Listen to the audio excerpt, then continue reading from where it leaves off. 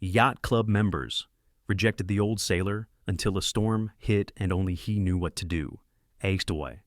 The Seaside Yacht Club occupied prime real estate on the Connecticut coast, where Long Island Sound met old money and newer fortunes in a carefully curated display of maritime leisure. The clubhouse was all white columns and navy trim, with a dining room overlooking a marina filled with vessels that cost more than most houses. Sleek racing yachts, gleaming cruisers, sailboats with teak decks and chrome fittings that sparkled in the morning sun. Daniel Reeves stood on the public dock, adjacent to the club's private marina, securing lines on a boat that looked distinctly out of place among its wealthy neighbors. The Relentless was a 42-foot cutter-rigged sailboat, fiberglass hull showing its age with faded gelcoat and stress cracks that had been carefully repaired. She was 25 years old, built solid in an era before racing yachts became floating laboratories of carbon fiber and computer optimization. Her sails were older canvas, patched but serviceable. Her rigging was steel cable instead of modern synthetic lines. Her navigation consisted of paper charts, a magnetic compass, and a handheld GPS that Daniel had finally conceded to purchasing 5 years ago. Daniel himself was 73, built lean and weathered like driftwood, with hands scarred by rope burn and sun-damaged skin that mapped decades at sea. He wore faded khaki work pants, a long-sleeve fishing shirt, and deck shoes that had been resoled twice. His hair was white, cut short, and his eyes, pale blue and permanently squinted from years of scanning horizons, missed very little. He was coiling lines with practiced efficiency when he heard the voices from the club's dock, 30 feet away, across a gap that felt much wider than the physical distance. "Is that thing even seaworthy?" The voice belonged to Preston Whitmore III, 42 years old, investment banker, owner of a 60-foot racing yacht called Windfall that had more electronics than a commercial airliner. He was addressing his sailing companions, other club members gathering for the weekend regatta, but his voice carried clearly across the water. "Looks like it belongs in a maritime museum," another voice added.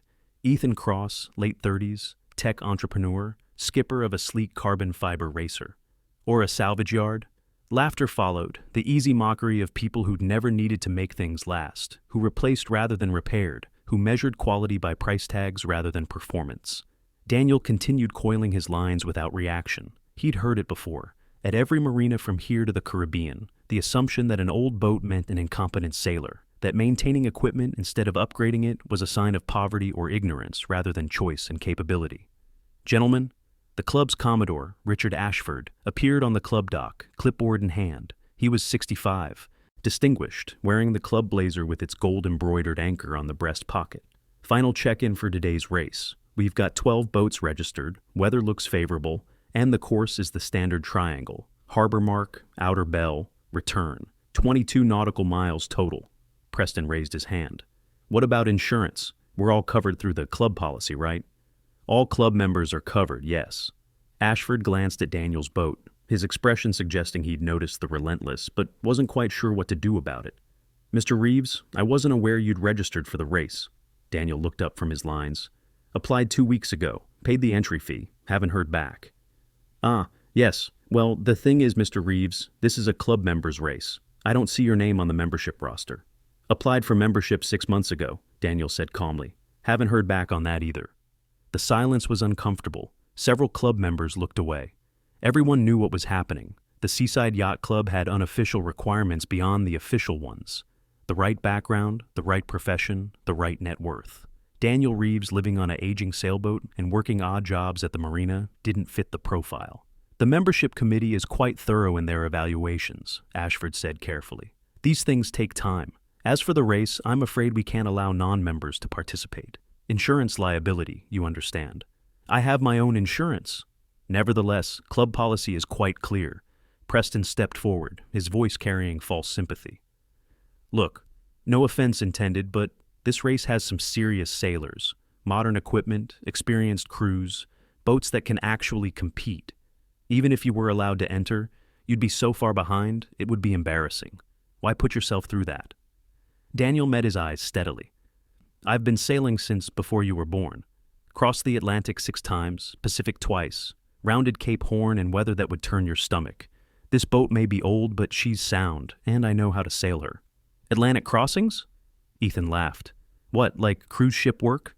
Or were you on one of those container ships?" "Navy," Daniel said quietly.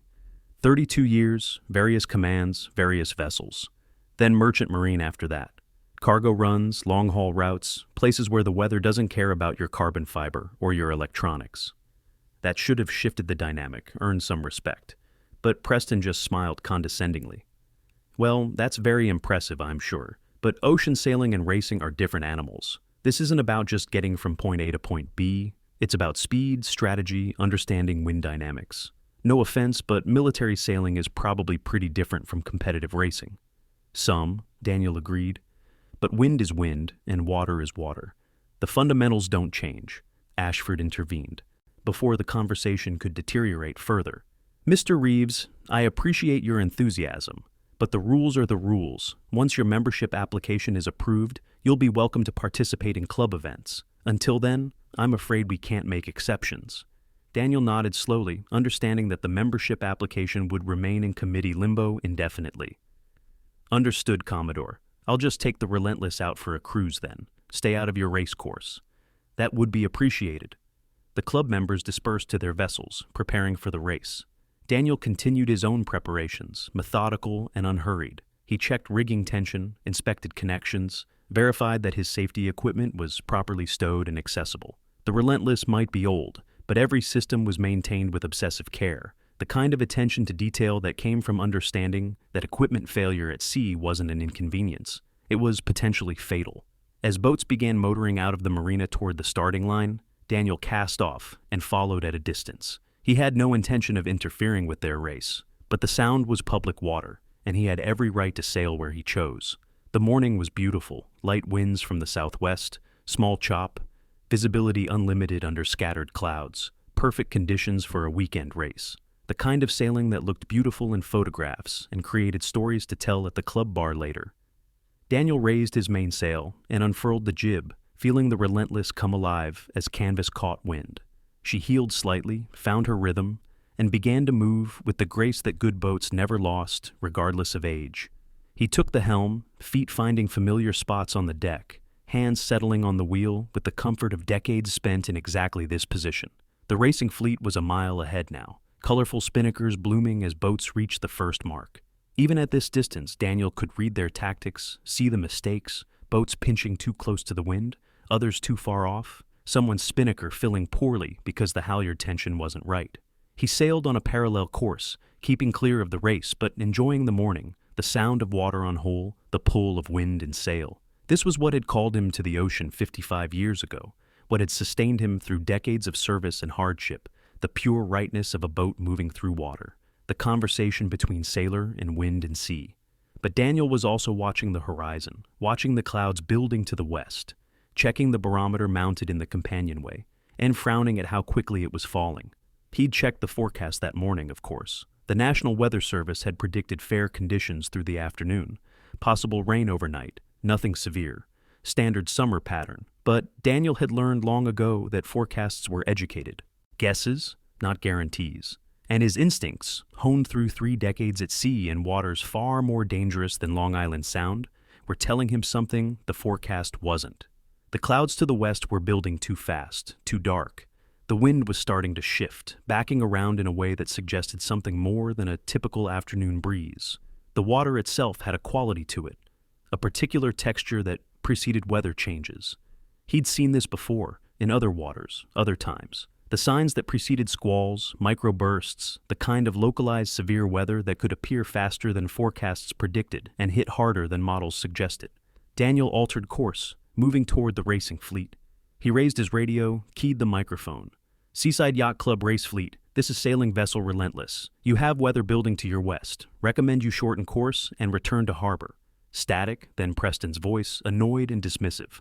Relentless, this is Windfall. We have the forecast, we have radar. We're well aware of the weather. Please stay clear of the race course. Windfall, I'm not talking about the forecast. I'm talking about what I'm seeing right now. Those clouds are building fast, barometers dropping, winds backing. This has the signature of a squall line that could hit harder than predicted. Relentless, we appreciate your concern, but we have professional weather routing on board, and everything looks fine. Please maintain separation from the fleet. Daniel lowered the radio, jaw tight. He'd tried. That was all he could do. If they wanted to ignore 55 years of experience reading weather at sea, that was their choice. But he also altered course more directly toward the fleet, because when the weather hit, and it would hit, he was certain of that now, they were going to need help from someone who knew what to do when conditions went from pleasant to dangerous in the span of minutes. 20 minutes later, the first gust front arrived. Ace T2. The wind shift was dramatic and sudden, from 15 knots southwest to 35 knots northwest in less than 2 minutes. The racing fleet, caught with spinnakers flying and crews positioned for light air racing, reacted with varying degrees of competence and panic. Preston's Windfall, at the front of the fleet, managed to get their spinnaker down before it shredded, but 2 boats behind them weren't as fortunate. Daniel watched as expensive carbon fiber racing sails exploded into tatters, the sound of ripping fabric carrying across the water like gunfire. The sea state changed just as quickly. What had been gentle 2-foot chop became 6-foot breaking waves, confused and steep from the sudden wind shift. Racing yachts designed for speed rather than stability began to struggle, heeling dramatically, crews scrambling for handholds. Daniel had already prepared the Relentless, mainsail reefed down to storm configuration, jib furled, storm jib, ready to deploy if needed. He'd secured everything on deck, closed all hatches except the companionway, and positioned himself at the helm with safety harness clipped to the jacklines he'd rigged years ago for exactly this kind of situation. The old cutter took the conditions in stride. She'd been designed for ocean passages, built heavy with a deep keel and displacement hull that didn't mind rough water. Where the racing yacht skittered and bounced, the Relentless pushed through, steady and sure. The radio erupted with traffic, overlapping calls, panic edging into some voices, the Commodore trying to maintain order while clearly out of his depth. Spinnakers jammed, taking on water, the hatch wasn't, injury on board, someone fell.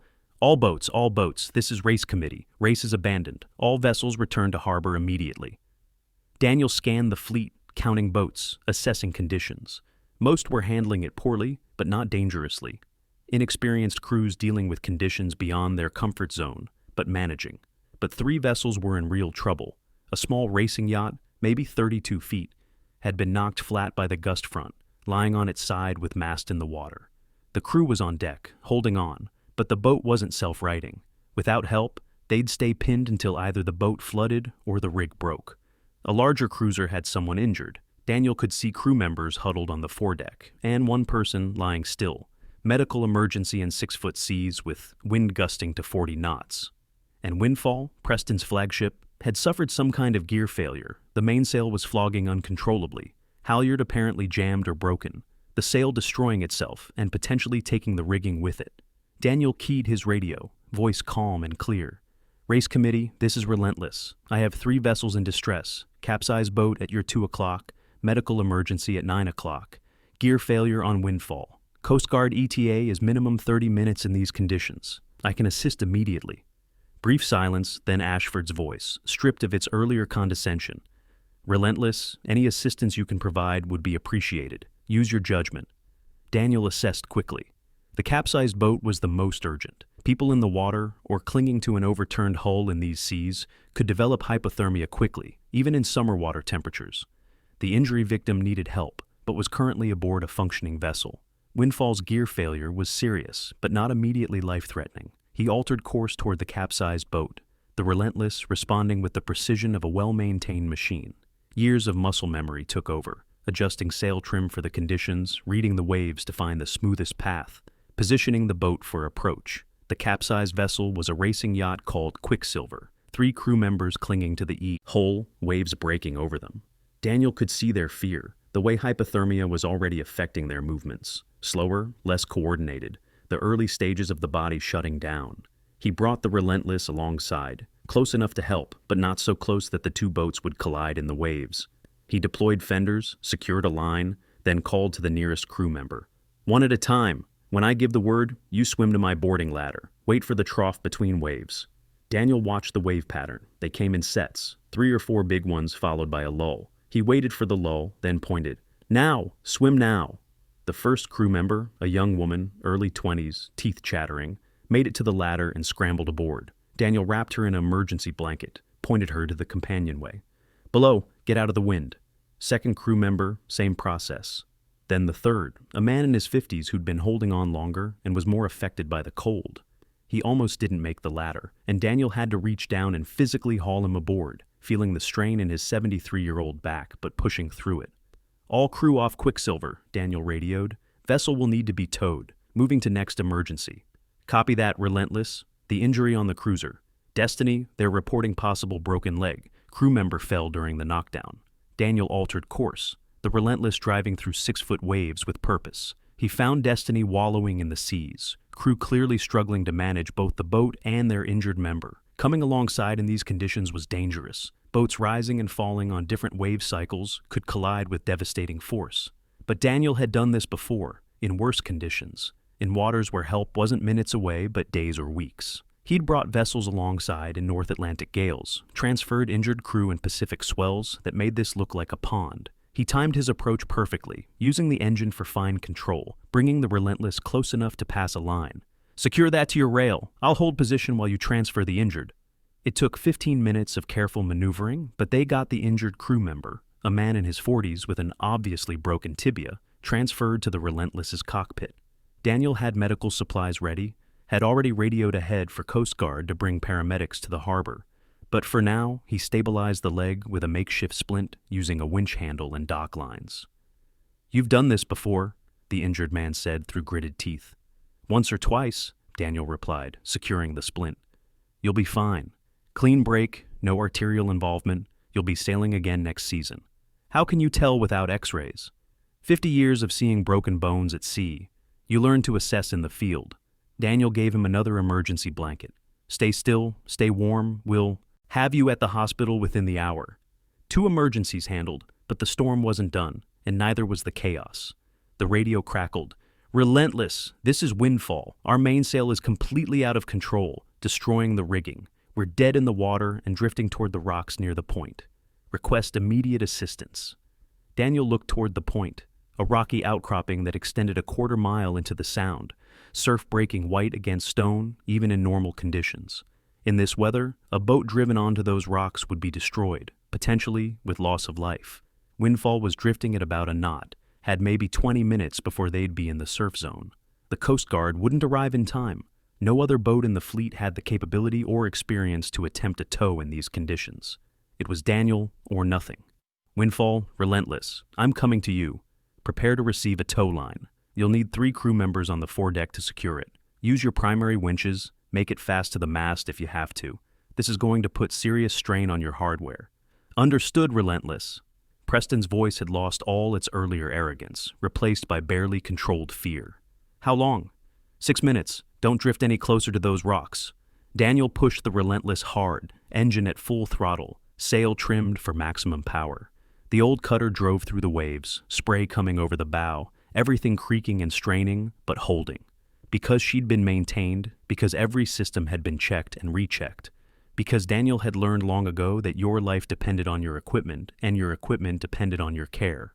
He approached Windfall from upwind, the only safe angle in these conditions. The modern racing yacht looked pitiful, mainsail in shreds, rigging damaged, crew huddled in the cockpit except for 3 brave souls on the foredeck, ready to receive the tow line.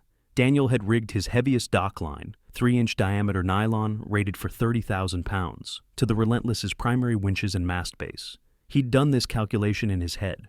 Windfall weighed roughly 40,000 pounds. Waves and wind would add dynamic loading. Total strain could peak at 60 or 70,000 pounds. The Relentless's ground tackle could handle it, but it would be close. He made his approach, timing it perfectly between wave sets. His throw was clean, the heaving line carrying across to Windfall's deck. The crew secured it, began hauling the heavy tow line across. "Make it fast to your strongest points," Daniel called. "This is going to pull hard." 3 minutes later, the tow line was secured. Windfall was 200 yards from the rocks now, drift accelerating as the current caught them. Daniel engaged the engine, felt the tow line come taut, felt the Relentless dig in and start to pull. The strain was enormous, the old cutter heeling under the load, engine laboring, every piece of rigging transmitting stress that Daniel could feel through the deck. But she held. And inch by inch, foot by foot, the Relentless pulled Windfall away from the rocks, out of danger, toward the safety of open water. Preston appeared in Windfall's cockpit, grabbed his radio. "Relentless, we're clear of the rocks. Thank you, thank you." "Save it for the harbor," Daniel said. "We're not done yet. I'll tow you in, but it's going to be slow in these conditions. Tell your crew to secure everything, pump your bilges, and prepare for a rough ride. The trip back to harbor took 90 minutes. The storm continued to rage, wind gusting to 45 knots, waves building to 8 feet, conditions that turned the Sound into something that looked more like the ocean it connected to. Racing yachts limped back one by one, some under their own power, others accepting tows from the Coast Guard vessels that had finally arrived. But Daniel brought in the Relentless with Windfall in tow, with 3 hypothermic crew members warming below, with an injured man stabilized in the cockpit, bringing everything and everyone home safe through conditions that had exceeded everyone's expectations except his own.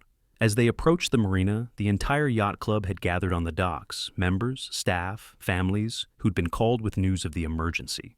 They watched the old cutter bring in the fleet's flagship, watched Daniel maneuver both boats with precision despite exhaustion that was starting to show in the set of his shoulders. When the Relentless finally tied up, when the injured crew member had been transferred to waiting paramedics, when the hypothermia victims had been wrapped in blankets and taken to the clubhouse, Daniel stood on his deck and began securing his vessel with the same methodical care he'd shown that morning. His hands were shaking slightly now, adrenaline wearing off, replaced by the bone-deep weariness that came after hours of high-intensity crisis management. But he didn't stop until every line was properly coiled, every sail properly furled, every piece of equipment properly stowed, because that's what you did. You took care of your boat, even when you were exhausted, even when you just wanted to collapse. Because next time, and there was always a next time, your life might depend on everything being exactly where it should be. Act 3. The clubhouse dining room had been converted to an impromptu debriefing center.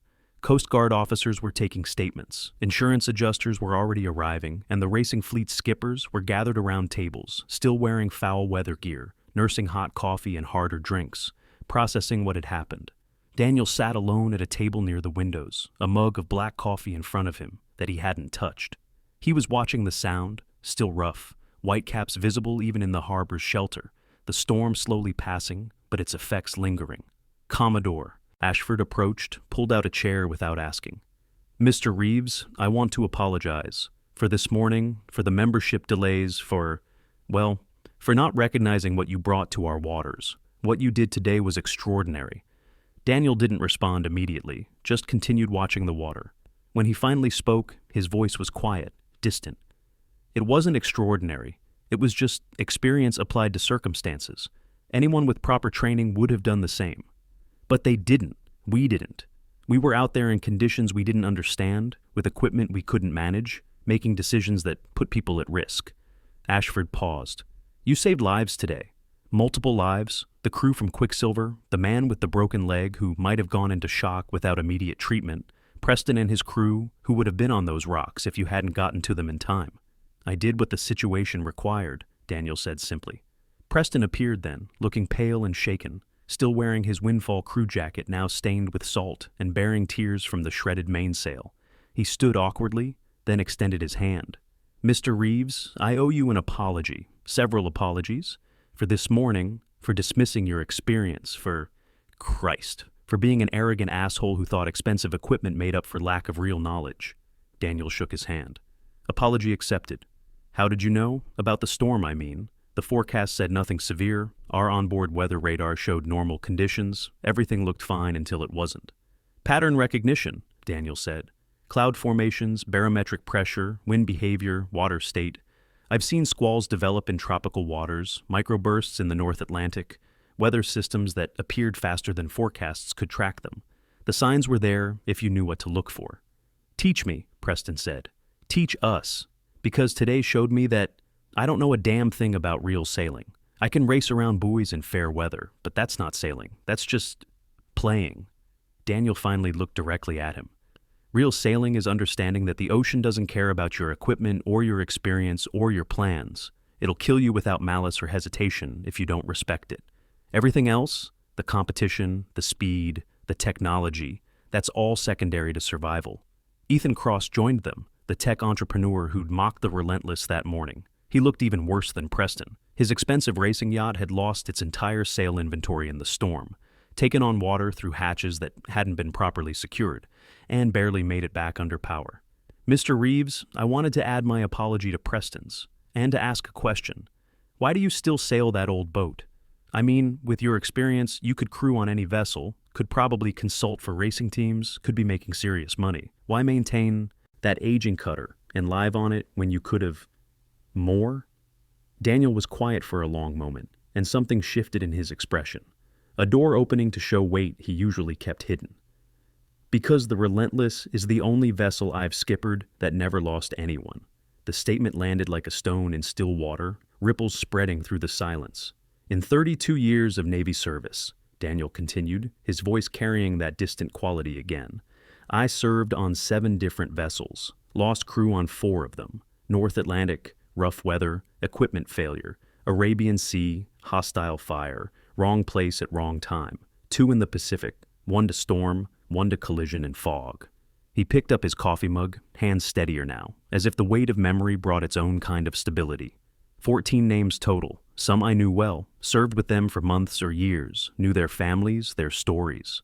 Others I barely knew, new assignments, strangers who became statistics before becoming people. But every one of them died under my watch, my command, my responsibility. That wasn't your fault, Ashford said quietly. Combat, weather, accidents, those things happen at sea. Does that make the weight lighter? Daniel asked simply. Does assigning blame to circumstances bring anyone back? Because I've tried that logic for 40 years, and the faces still come back in quiet moments. The names still echo. He set down the coffee. After I retired from active duty, I did merchant marine work, container ships, tankers, long-haul cargo runs, good money, professional crews, modern equipment. Lost 2 more crew in those years, 1 to medical emergency we couldn't treat in time, 1 swept overboard in heavy seas. 16 names. Then I bought the Relentless, 25 years ago, used the last of my savings, moved aboard, started doing coastal runs, occasional deliveries, living simple and sailing solo, or with very small crews that I knew and trusted. And in 25 years on that boat, I haven't lost anyone. Not one person. Daniel looked at Ethan directly. So you ask why I sail an old boat and live on it instead of seeking more? Because more might mean more responsibility, more crew, more chances for something to go wrong. The Relentless is simple, maintainable, and reliable. She doesn't pretend to be more than she is, and she's kept everyone who's sailed on her safe. That's worth more than any amount of money or status. The table was quiet.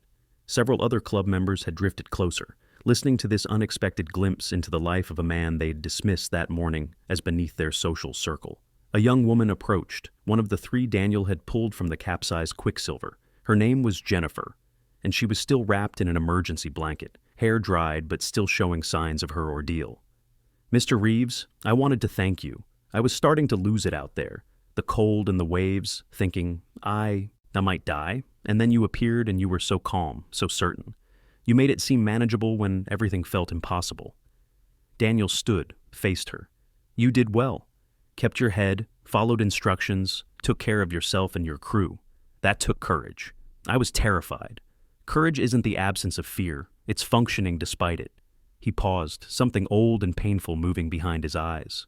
There was a young ensign on my first command, kid named Matthews, 22 years old. We hit weather in the North Atlantic, 70-foot seas, winds that could strip paint off steel. Matthews was terrified, admitted it openly, but he stayed at his post for 18 hours straight, did his job perfectly, helped us get through it. 2 months later, same ensign, calmer seas, freak equipment failure, killed him instantly. Courage didn't save him, but he'd shown it anyway, because that's who he was. Jennifer swallowed hard. I'm so sorry. Me too. But Matthews is why I know courage when I see it. You showed it today. Be proud of that.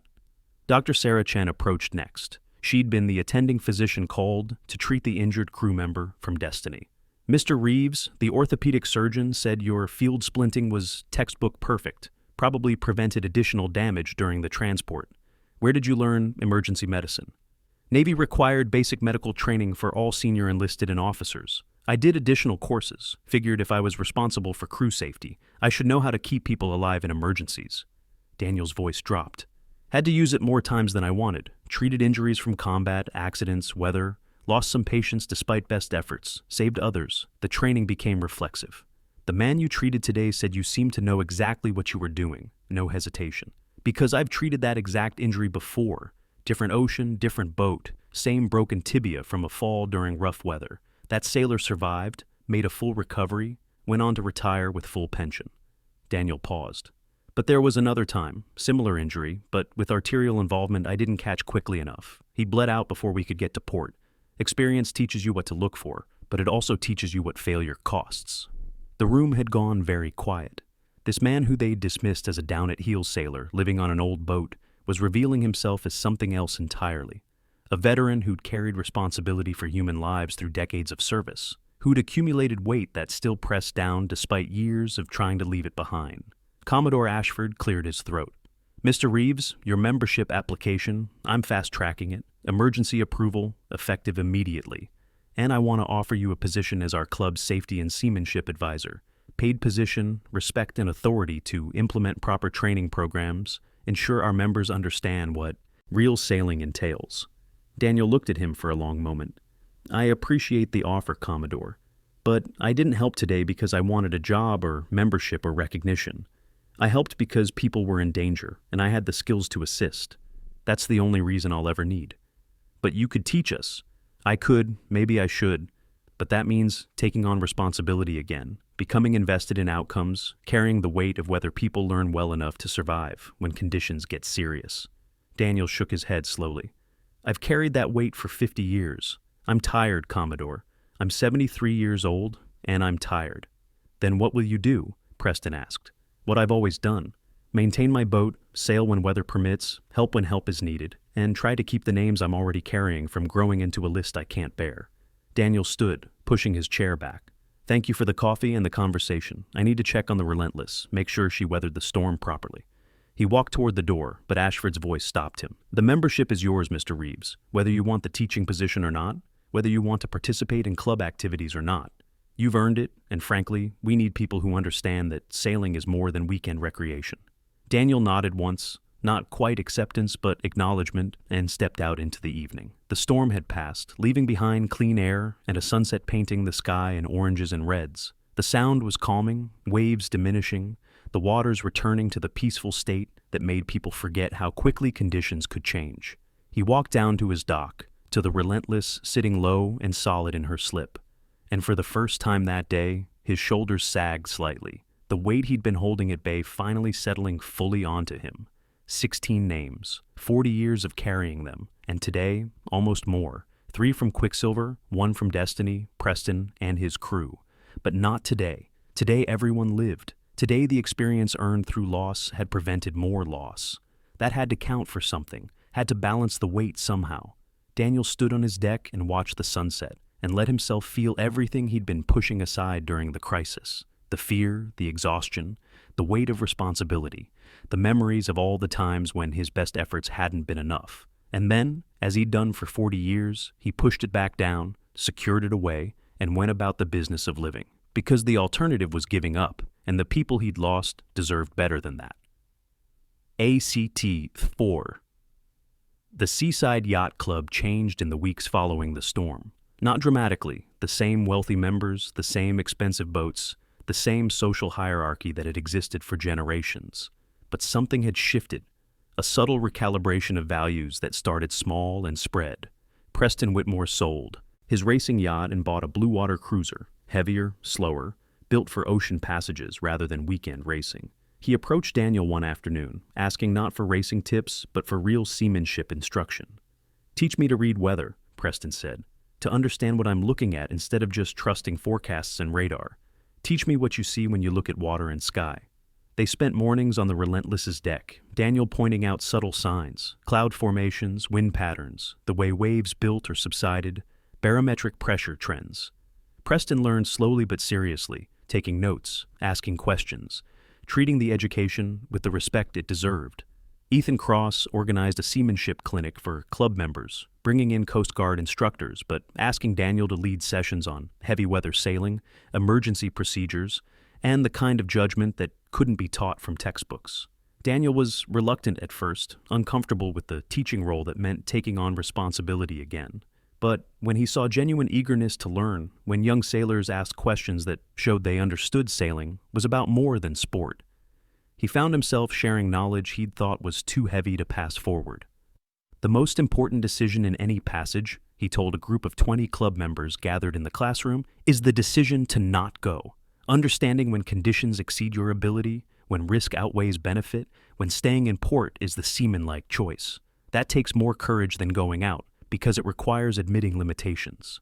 Jennifer, the young woman from Quicksilver, became a regular presence on the Relentless. She'd been shaken by the capsizing, had considered giving up sailing entirely, but something about Daniel's calm competence during the rescue had inspired her rather than frightened her. "Teach me to be like you were that day," she asked, calm when everything's falling apart, certain about what needs doing.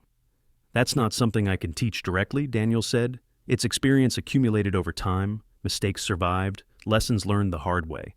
But I can teach you fundamentals that create the foundation for that calm. Proper boat handling, safety procedures, understanding your equipment so well it becomes reflexive." She became his crew on occasional day sails, learning not just the mechanics of sailing, but the philosophy behind Daniel's approach, the obsessive maintenance, the constant awareness, the planning for problems before they occurred. "Why do you check every shackle every time?" she asked one afternoon, as Daniel went through his pre-sail inspection for the third time. "Because one time in the South Pacific I didn't check. Thought it was fine, had checked it the day before, seemed silly to check again. Shackle failed during a heavy roll, boom came loose, killed a crew member." Daniel's hands continued their inspection, muscle memory and ritual. His name was Rodriguez, 28 years old, wife and daughter back in San Diego. "I didn't check a shackle, and he died. So now I check every shackle every time, because the weight of not checking is heavier than the effort of checking." Jennifer learned to check every shackle. The yacht club's culture began to shift in other ways too. The emphasis on expensive equipment and racing pedigree didn't disappear, but it was balanced by a new respect for seamanship, for experience, for understanding that the ocean's dangers didn't care about your boat's cost or your resume. Members started maintaining their own boats instead of hiring everything out, understanding that knowing your vessel intimately was part of being a capable sailor. They studied weather more seriously, treated safety equipment as essential rather than regulatory burden, and approached sailing with a humility that hadn't existed before the storm. Daniel was offered the club membership officially, with full privileges and zero initiation fees. He accepted, though he rarely used the clubhouse facilities, preferring the Relentless's simple accommodation. But having the membership meant he could participate in safety committees, influence club policies, ensure that standards reflected real seamanship rather than just social status. One evening, 6 months after the storm, Commodore Ashford found Daniel on the Relentless, working on varnishing the teak trim that edged the cockpit. The work was meditative, precise, requiring attention but leaving room for thought. "Daniel, can I ask you something personal?" Ashford had taken to using first names, the formal distance of their first meeting long abandoned. "Of course. You said you'd lost 16 people over your career.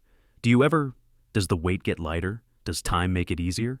Daniel dipped his brush, applied varnish with practiced strokes, making sure the coat was even and smooth. "It changes. Early on, it's crushing. Raw grief, guilt that won't quiet, constant replay of moments, wondering what you could have done differently. Then it settles into something more manageable, but more permanent. The faces become memories you can look at without breaking, but they're always there, always present."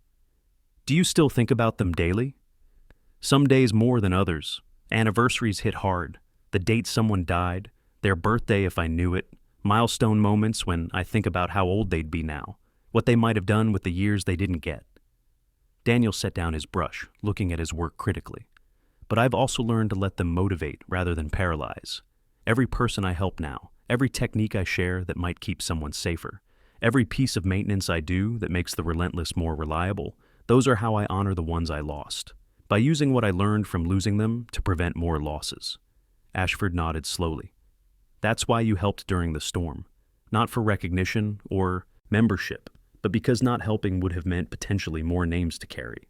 "Exactly. And honestly, carrying the weight of action is easier than carrying the weight of inaction. At least when you try, you can tell yourself you did everything possible."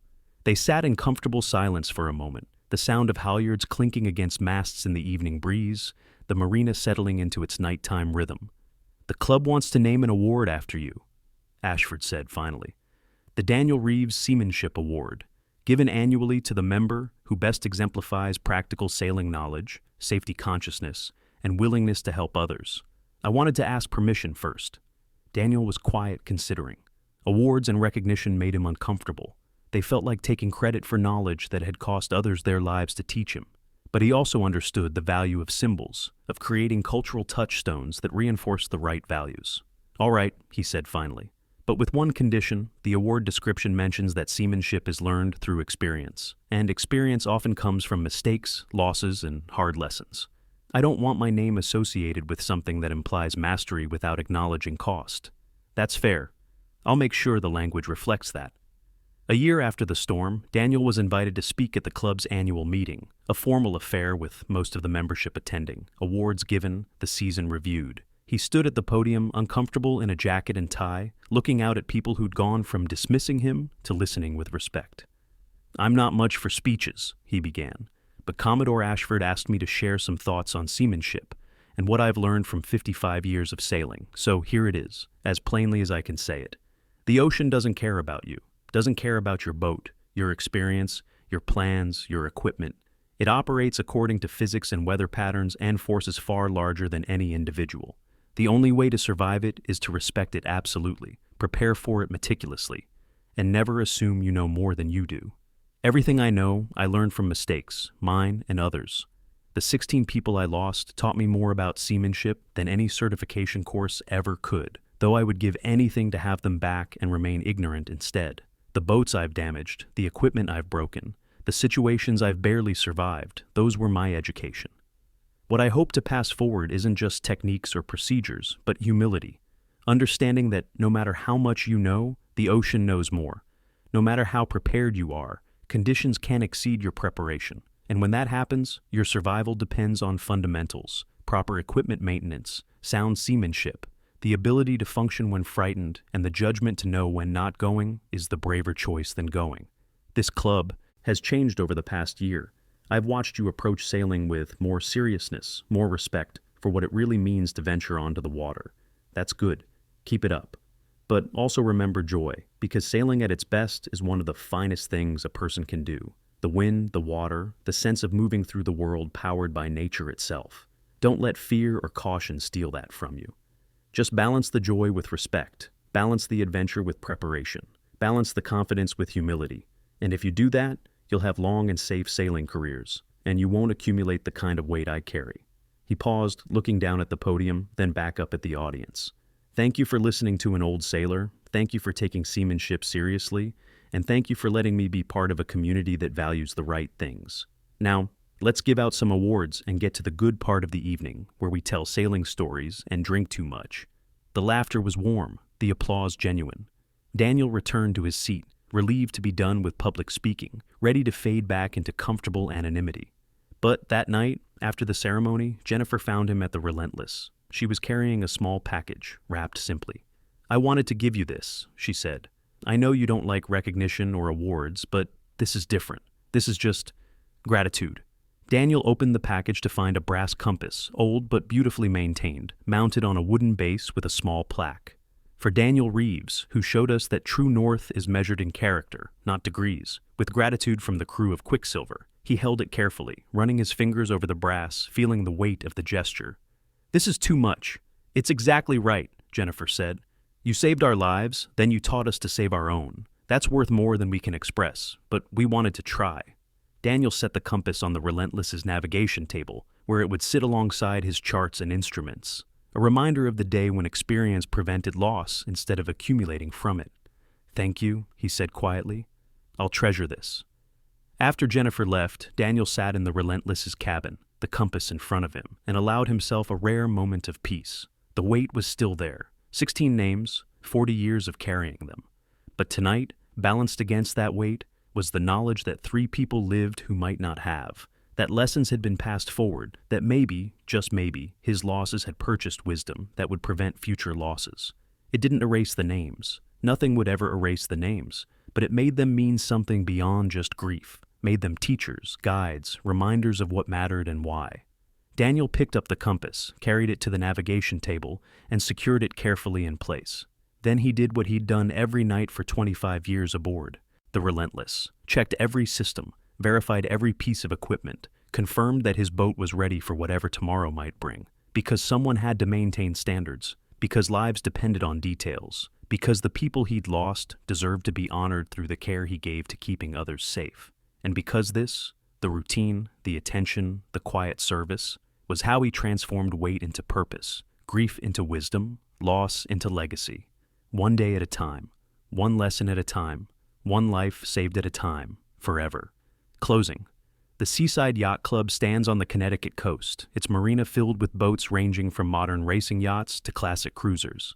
Among them, in a modest slip near the public dock, sits the Relentless, 42 feet of well-maintained fiberglass, older than most of the boats around her, but still solid, still capable, still serving. Daniel Reeves is 76 now, still living aboard, still sailing when weather permits, still teaching seamanship to members who understand that experience is earned through decades, not purchased with equipment. The Daniel Reeves Seamanship Award is given annually at the club's formal dinner. The plaque in the clubhouse lists the criteria: for demonstrated excellence in practical sailing knowledge, commitment to safety, willingness to help fellow sailors, and understanding that seamanship is learned through experience, including mistakes, losses, and hard lessons.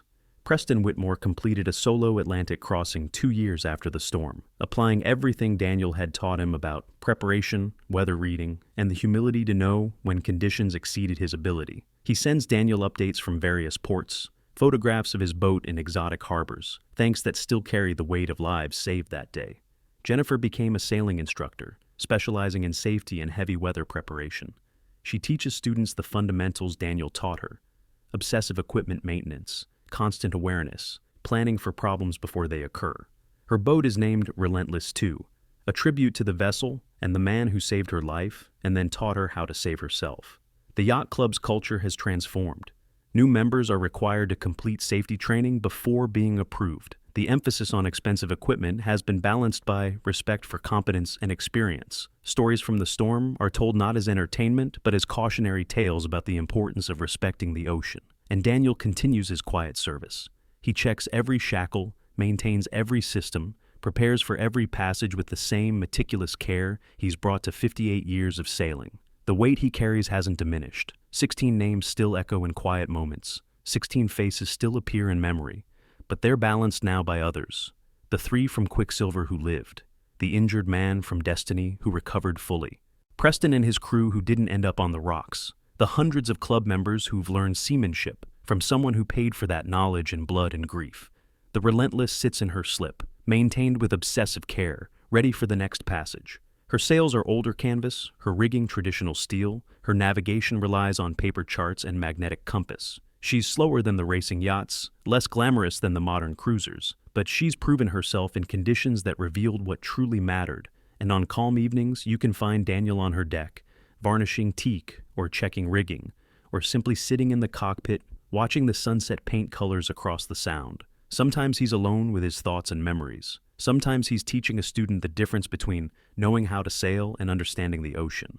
Sometimes he's sharing stories about Matthews or Rodriguez or any of the other names he carries, making sure their loss teaches something valuable to the next generation. The brass compass from the Quicksilver crew sits on his navigation table, pointing true north. Next to it, a photograph. Daniel at 32, wearing navy khakis, standing with a crew that included 2 of the names he carries. Young and confident and not yet carrying weight that would define his later years. He looks at that photograph sometimes, remembers who he was before the losses accumulated, wonders what that young sailor would think of the old man he became, wonders if that young sailor would understand the choices made, the weight carried, the decision to keep serving despite everything. Wonders if that young sailor would be proud or disappointed. Most days, Daniel thinks it's probably both. And he's learned to accept that complexity, to live with the understanding that lives saved don't erase lives lost, that teaching wisdom earned through tragedy is both burden and blessing, that carrying weight forward is the only way to honor those who no longer can. The sun sets over Long Island Sound, painting the water gold and orange and red. The Relentless rocks gently in her slip, ready for tomorrow's passage or next week's or next month's. Daniel sits in his cockpit, a mug of coffee in scarred hands, watching the day end and the night begin. 16 names, 58 years, 1 old boat, and knowledge passed forward to sailors who will hopefully never need it but are better for having it. That's the legacy Daniel Reeves leaves, not in trophies or titles, but in sailors who check every shackle, who respect the ocean's power, who understand that seamanship is about more than skill. It's about judgment and humility, and the willingness to learn from others' losses so you don't create your own. The water calms as evening settles. The marina quiets. The world continues its turning, indifferent to one old sailor and his well-maintained boat and the weight he carries. But the students he's taught will remember. The lives he's saved will continue. And the tradition of seamanship, real seamanship, earned through experience and maintained through care, will pass forward because someone took the time to teach it, to share it, to ensure it survived. That's enough. It has to be enough. And most days, it is. End. For all who serve at sea and all who carry the weight of command,